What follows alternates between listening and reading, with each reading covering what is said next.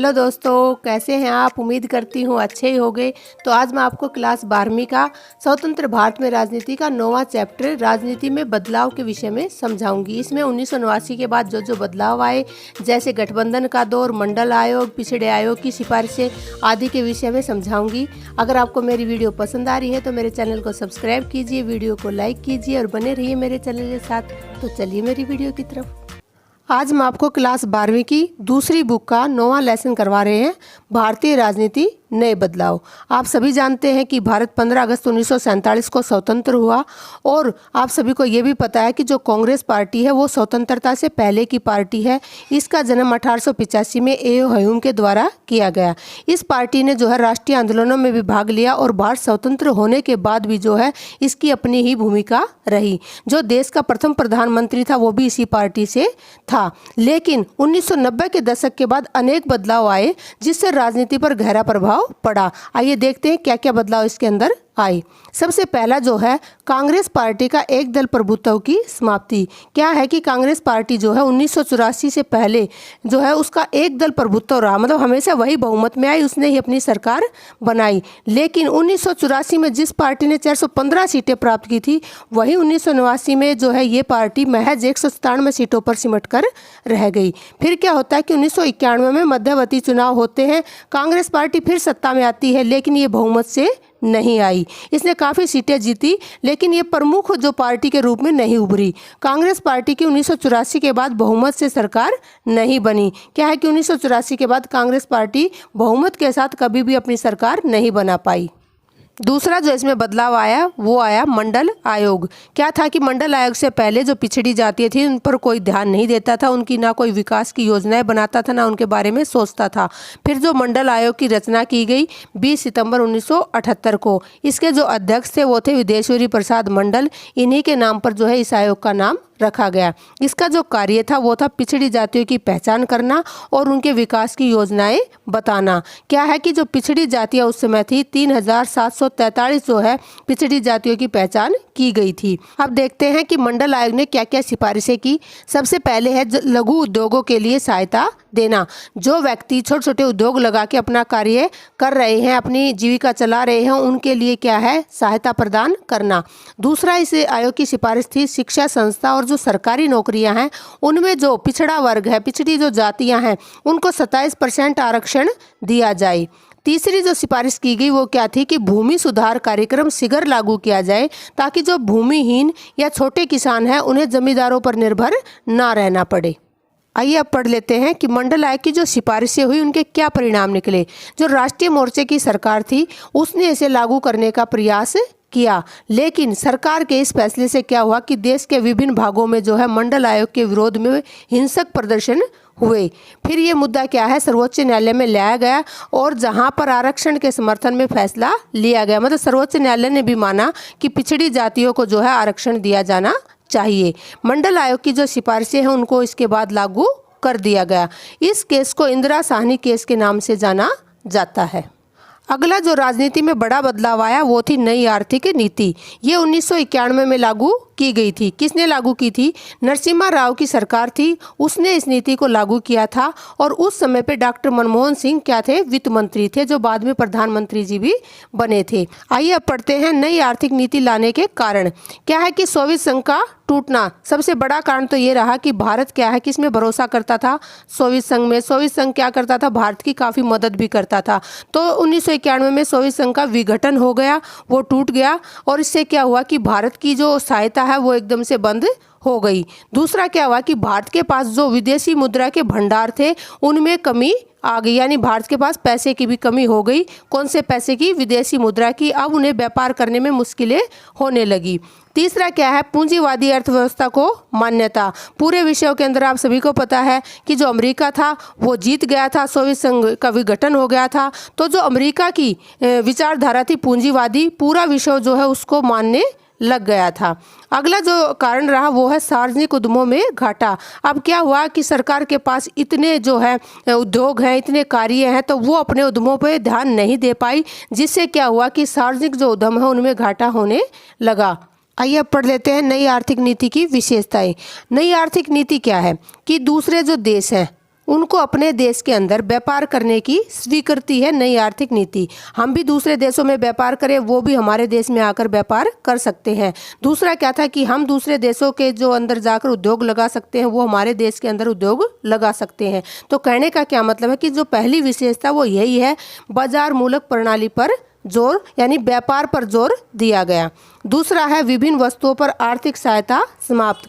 क्या है कि सरकार जो है उस समय जब भारत स्वतंत्र हुआ तो भारत कैसा देश था, गरीब देश हो गया था। जो लोग यहाँ पर पाकिस्तान से भी इधर आ रहे थे, शरणार्थियों का भी जो है काफ़ी मात्रा में यहाँ पर जमाव हो गया था। तो उनके लिए भी क्या किया सरकार, उनके विभिन्न वस्तुओं पर उनको आर्थिक सहायता देती थी।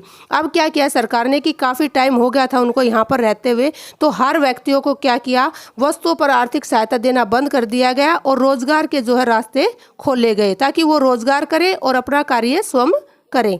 उसके बाद है सार्वजनिक उद्यमों को निजी हाथों में सौंपना। अब क्या है कि सरकार के पास काफ़ी कार्य थे, तो वो क्या है अपने जो सार्वजनिक सरकार के खुद के जो उद्योग थे उन पर वो ध्यान नहीं दे पा रही थी, जिससे उनमें घाटा होता जा रहा था। तो उन्होंने क्या किया कि जो सार्वजनिक उद्यम है उनको निजी हाथों में सौंप दिया गया। ठीक है, उसके बाद क्या हुआ कि जो सार्वजनिक क्षेत्रों को कम करके घाटा कम किया गया। अब सार्वजनिक क्षेत्रों को निजी हाथों में सौंपा गया तो इनकी संख्या क्या हो गई, कम हो गई। और कम होने के बाद क्या हुआ, जो इनमें घाटा हो रहा था वो भी कम हो गया। परमिट और लाइसेंस मुक्त प्रणाली। अब क्या है कि कई बार व्यापार करने के अंदर बाधाएं डालते हैं परमिट और लाइसेंस। तो सरकार ने क्या किया कि जो नीति बनाई उसमें परमिट और लाइसेंस मुक्त प्रणाली को लागू कर दिया गया ताकि दूसरे देश आराम से यहाँ आकर व्यापार कर सकें।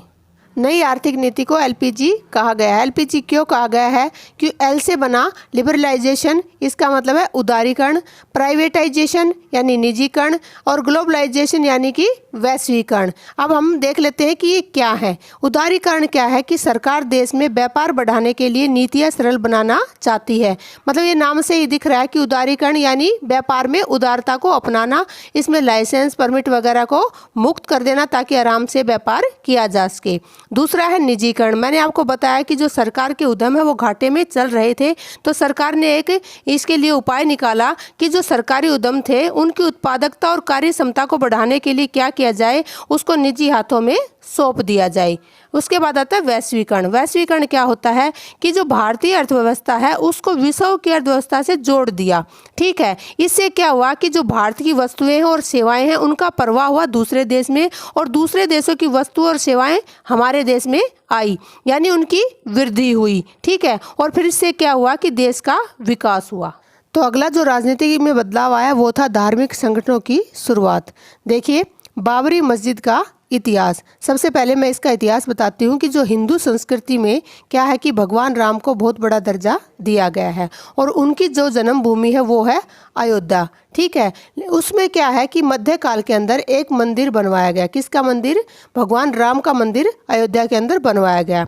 परंतु बाबर के एक अधिकारी मीर बाकी ने 1528 से 29 के बीच में क्या किया, इसे तुड़वाकर एक मस्जिद का निर्माण करवा दिया गया।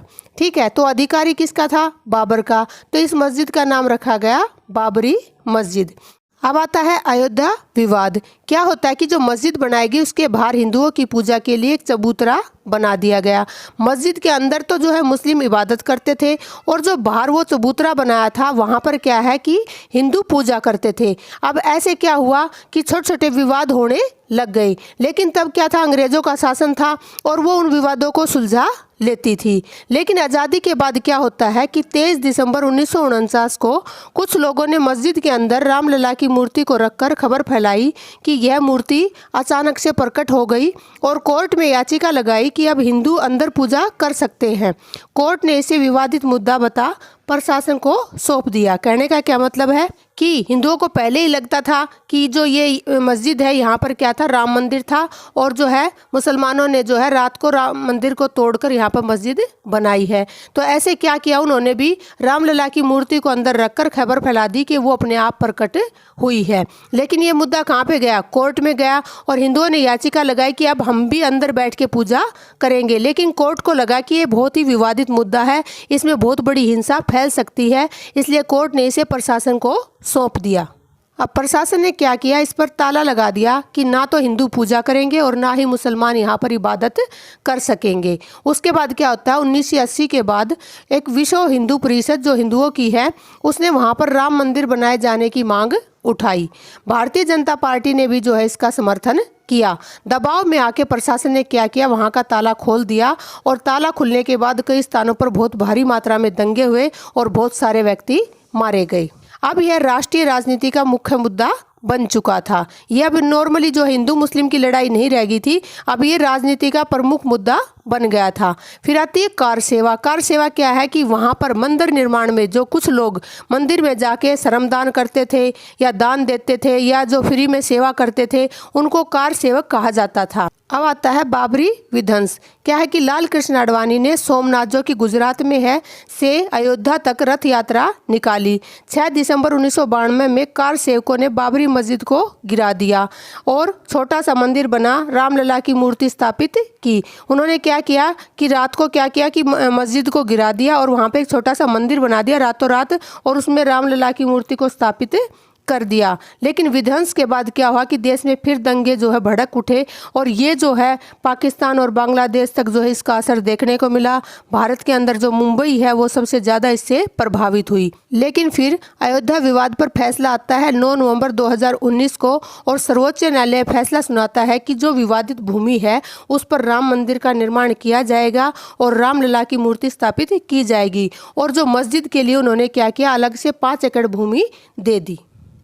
तो आगे हम पढ़ते हैं गुजरात दंगों के बारे में। मैंने आपको जो अयोध्या विवाद हुआ था उसमें कार सेवकों की बात की थी, तो इसमें हम उसी पे डिस्कस करेंगे। देखिए, जो गुजरात दंगे थे वो फरवरी 2002 से इनकी शुरुआत हुई थी। कैसे शुरुआत हुई थी कि जो गोधरा स्टेशन पर कार सेवकों की एक ट्रेन थी जिसका नाम था साबरमती, वो अयोध्या से आ रही थी और ट्रेन की बोगी में अचानक आग लग गई थी जिसमें 57 कार सेवक मारे गए। और इन कार सेवकों में जो मारे गए उनमें जो महिलाएं और बच्चे ज़्यादा शामिल थे जो कि जिंदा उस बोगी में जले थे। घटना क्या घटी कि एक अनुमान लगाया गया कि यह जो आग है वो मुसलमानों द्वारा लगाई गई। क्यों माना गया, ये क्यों अनुमान लगाया गया, क्योंकि जो व्यक्ति उस बोगी में जिंदा जले थे वो सभी हिंदू थे, तो इसलिए ये अनुमान लगाया गया और इसी अनुमान के कारण जो है ये दंगे हुए। फिर क्या था कि इन दंगों में 2000 व्यक्ति जो है इसका शिकार हुए। यह गुजरात में 1 महीने तक चले और इस दौरान जो है हिंदू मुसलमानों के ऊपर और मुसलमान संप्रदाय हिंदुओं के ऊपर जो है आपस में हिंसक कार्रवाई करते रहे। अब आगे पढ़ते हैं साहबानो केस। यह 1985 में हुआ था। यह एक 62 वर्षीय मुस्लिम महिला का केस था जिसको उसके पति ने तलाक दे दिया था।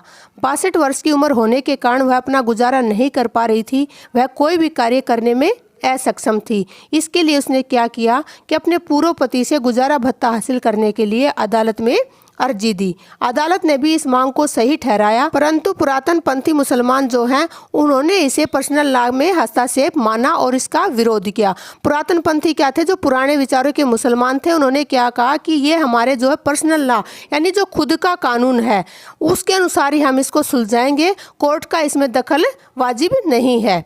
लेकिन फिर क्या होता है कि मुस्लिम नेताओं ने क्या किया, इस पर मांग की सरकार से कि इसके विरोध में जो है कोई अधिनियम पास होना चाहिए। तो सरकार ने मुसलमानों के दबाव में आकर मुस्लिम महिला अधिनियम 1986 पास किया और जो कोर्ट ने फैसला दिया था किस चीज़ का कि गुजारा भत्ता मिलना चाहिए, उसको उस फैसले को निरस्त कर दिया, मतलब पलट दिया। कई महिला संगठनों, बुद्धिजीवियों और जो मुस्लिम महिला जमात थी उन्होंने इसका विरोध किया। देखिए, अब हम पढ़ते हैं लोकसभा चुनाव। 7वां जो आम चुनाव हुआ था वो 1980 में हुआ था। इसमें जो है श्रीमती इंदिरा गांधी की जीत हुई थी और वो प्रधानमंत्री बनी थी। 1984 में इंदिरा गांधी के अंगरक्षक द्वारा उनकी हत्या कर दी गई थी और उनके पुत्र राजीव गांधी को क्या है प्रधानमंत्री बनाया गया था। क्या होता है कि 1984 में मतलब कि जीत के 4 साल बाद इंदिरा गांधी जी के ही अंगरक्षक ने उनको गोली मार दी थी और उनकी हत्या के बाद उनके पुत्र राजीव गांधी को प्रधानमंत्री बनाया गया था। फिर 8वां आम चुनाव होता है 1984 में। उसमें जो है कांग्रेस राजीव गांधी जी के नेतृत्व में चुनाव लड़ती है और जो है आज तक के इतिहास में यानी भारतीय राजनीति में इतनी बड़ी जीत किसी भी पार्टी की नहीं हुई है। कांग्रेस जो है 415 सीटों पर जीती और उन्होंने जो है 5 वर्ष का अपना कार्यकाल भी पूरा किया। इसमें क्या है कि जीत का कारण जो बताया जा रहा है वो ये कहते हैं कि इंदिरा गांधी की हत्या के बाद राजीव गांधी को क्या है कि सहानुभूतिपूर्ण ये इतनी वोटें मिली। इसके बाद हम पढ़ेंगे गठबंधन की राजनीति के बारे में कि इससे आगे गठबंधन की राजनीति कैसे होती है और किन किन दलों में गठबंधन होता है। आगे हम पढ़ते हैं जो राजनीति में नया बदलाव आया वो था गठबंधन। 1989 के बाद मैंने आपको बताया कि दोबारा पूर्ण बहुमत में कोई सरकार नहीं आई तो आवश्यकता पड़ी सरकार बनाने के लिए गठबंधन की। तो गठबंधन का अर्थ क्या है कि वह स्थिति कौन सी कि किसी भी पार्टी का बहुमत ना आना, जिसमें 2 या 2 से अधिक राजनीतिक दल मिलकर चुनाव लड़ते हैं और सरकार बनाते हैं। क्या करते हैं वो कि पूर्ण बहुमत किसी भी दल का नहीं आता तो क्या करते हैं वो कि मिलकर चुनाव लड़ते हैं और फिर सरकार बनाते हैं, उसे हम गठबंधन कहते हैं। वर्तमान में जो देश में 2 प्रमुख गठबंधन है, सबसे पहला है कांग्रेस का गठबंधन, संयुक्त प्रगतिशील गठबंधन, इसे हम संप्रंग कहते हैं। यूनाइटेड प्रोग्रेसिव अलायंस, अलायंस क्या होता है गठबंधन, इसे हम यूपीए भी कहते हैं। और दूसरा जो गठबंधन है वो है भाजपा सरकार का, क्या है राष्ट्रीय जनतांत्रिक गठबंधन, इसे हम राजद भी कहते हैं। इंग्लिश में इसे नेशनल डेमोक्रेटिक अलायंस कहते हैं, जिसे हम शॉर्ट फॉर्म में एनडीए कहते हैं। तो अब हम पढ़ते हैं भारतीय राजनीति में गठबंधन की शुरुआत। तो गठबंधन मैंने आपको बताई है 2 या 2 से अधिक पार्टियां मिलकर जब सरकार बनाती हैं तो उसे हम गठबंधन की सरकार कहते हैं। तो इसकी शुरुआत कहाँ से हुई? सबसे पहले आप सभी को पता है कि पहले क्या था, कांग्रेस का दबदबा था वो समाप्त हो गया था। कब हो गया था? 1989 के चुनाव में। फिर क्या शुरुआत हो गई थी? बहुदलीय प्रणाली की शुरुआत हो चुकी थी, यानी बहुत सारे दल जो है राजनीति में आ गए थे। फिर क्या होता है कि 1989 के जो चुनाव होते हैं, देखिए 1989 के चुनाव में कांग्रेस की हार हो गई थी और कांग्रेस ने फैसला लिया किस चीज़ का? विपक्ष में बैठने का। ठीक है कि 1989 में किसी भी पार्टी को बहुमत नहीं मिला। फिर क्या होता है कि राष्ट्रीय मोर्चे की सरकार बनी। ये 1989 के अंदर जो है भाजपा और जो वाम दल हैं उन्होंने समर्थन किया राष्ट्रीय मोर्चे का और एक गठबंधन के रूप में सरकार बनी। लेकिन ये इसमें जो है भाजपा और वाम दल ने जो है सरकार में अपनी हिस्सेदारी नहीं दी, सिर्फ बाहर से इन्होंने समर्थन किया था। वाम दल क्या होते हैं? वाम दल होते हैं कम्युनिस्ट। ठीक है, जो कम्युनिस्ट थे उनको हम वाम दल कहते हैं। उसके बाद 1996 के चुनाव हुए, उसमें भी जो है पूर्ण बहुमत नहीं मिला और संयुक्त मोर्चे की सरकार बनी। लेकिन इसमें कैसे बनी कि इसमें कांग्रेस और वाम मोर्चे ने जो है संयुक्त मोर्चे का समर्थन किया। और इसमें क्या था कि अधिकांश दल भाजपा की नीतियों के खिलाफ थे। वैसे तो जो भाजपा है वो बहुत बड़े दल के रूप में उभर चुकी थी, लेकिन जो अन्य दल थे वो भाजपा की नीतियों के खिलाफ थे, इसलिए भाजपा जो है सरकार नहीं बना पाई।